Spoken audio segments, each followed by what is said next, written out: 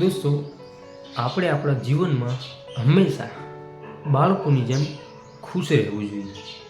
હંમેશા એમ કહેવાય કે ખિલખિલાટ રહેવું જોઈએ, એ પણ કોઈ કારણો વગર.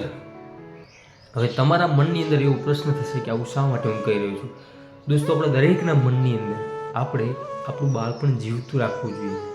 આપણા બાળપણની યાદો હંમેશા વાગોળતું રહેવું જોઈએ. એને યાદ કરીને હંમેશા ખુશ રહેતા શીખવું જોઈએ.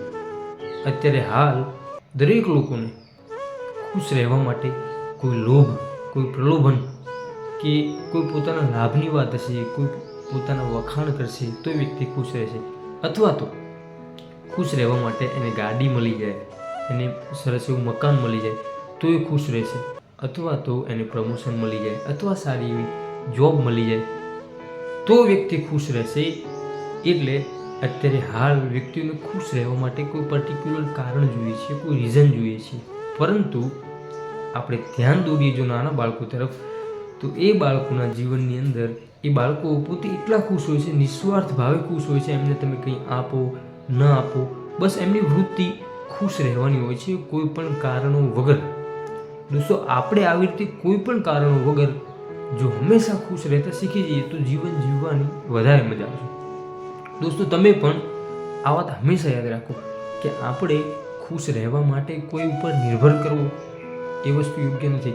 કે ગાડી લઈ લો, મકાન લઈ લો, બંગલા લઈ લો, કે પછી વોટ એવર કંઈ પણ સારી એવી જોબ મળી જાય, પ્રમોશન મળી જાય તો હું ખુશ રહીશ.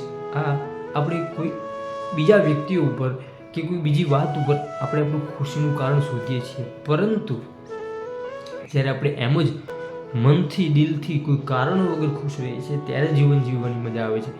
માની લો કે મારા જીવનની અંદર મારો એવો વિચાર છે કે હું ગાડી લઈ લઉં, સારી મસ્ત કાર લઈ લઉં, પછી હું ખુશ રહીશ. અને મેં કાર લઈ પણ લીધી અને હું ખુશ થઈ પણ ગયો. પણ જ્યારે આવનાર સમયની અંદર એ કારનું એક્સિડન્ટ થશે અને એ કાર તૂટી જશે, મને પણ નુકસાન આપશે અને આર્થિક રીતે પણ ખૂબ જ નુકસાન થશે, ત્યારે મારી ખુશીનો આધાર કોણ? મારી ખુશી તો એ કારમાં હતી, મારી ખુશી તો એ ગાડીમાં હતી. હવે મારી ખુશીનો આધાર શું? જેટલો હું ખુશ થયો હતો એના કરતાં ડબલ વધારે દુઃખી થઈશ, કારણ કે મારી ખુશીનો આધાર બીજી વ્યક્તિ પર કે બીજી વસ્તુ પર છે. એવું ન કરતાં હંમેશા બાળકોની માફક ખુશ રહેતા શીખીએ, બાળકોની જેમ નિસ્વાર્થ ભાવે ખુશ રહેતા શીખીએ. અને પછી જો જીવન આપણે જીવીએ તો આપણા જીવનની અંદર નાના મોટા કોઈ પણ પ્રોબ્લેમો, બ્લડ પ્રેશર કે પછી એમ કહેવાય કે ડાયાબિટીસ કે કંઈ પણ પ્રોબ્લેમ આપણને સહન નહીં કરી શકે, આપણી ઉપર હાવી નહીં થઈ શકે, કારણ કે આપણે એમ જ વગર કારણે ખુશ છીએ.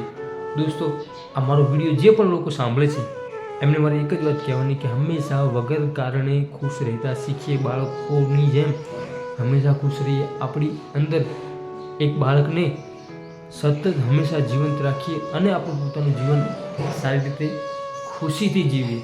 આ સરસ મજાનો સંદેશ જો તમને સારો લાગ્યો તો તમારા દોસ્તો સાથે શેર કરજો. વિડીયો ગમ્યો હોય તો વિડીયોને લાઈક કરી, ચેનલ પર ન હોય તો ચેનલને સબસ્ક્રાઈબ કરજો. અને આવા જ બીજા અવનવા વિડીયો જોવા માટે આપણી યુટ્યુબ ચેનલ હોવાની મારી વાતોને સબસ્ક્રાઈબ જરૂરથી કરજો. મળીશું ફરીથી એક નવા વિડીયો સાથે. ત્યાં સુધી દરેક દોસ્તો, દરેક મિત્રને મારા જય શ્રી રામ.